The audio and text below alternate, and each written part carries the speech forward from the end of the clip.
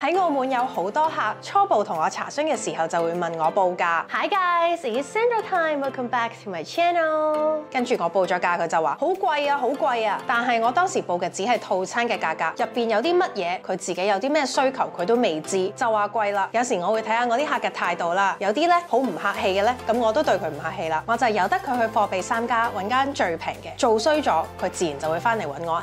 好多間就係做衰咗，佢哋就會翻嚟揾我啦。就舉一個例子啊，我以前做用家做客人嘅時候，我都試過貨比三家，甚至貨比10家，最尾我就揀咗間最平嘅。你知道做飲食都要格好多間嘅供應商，因為唔同嘅嘢都要格唔同嘅供應商噶嘛。我基本上全部就揀晒最平嗰間，結果呢？結果就係質量都係有眼睇嘅。點樣有眼睇法呢？體現嘅就係貨品嘅質量啦、服務人員嘅態度啦、交付嘅時間啦，同埋售後服務。咁攞翻嚟我哋廣告業嚟講，其實都係一樣嘅啫。你都係要衰過先知道貴嘢唔一定好，但係平嘢一定冇好。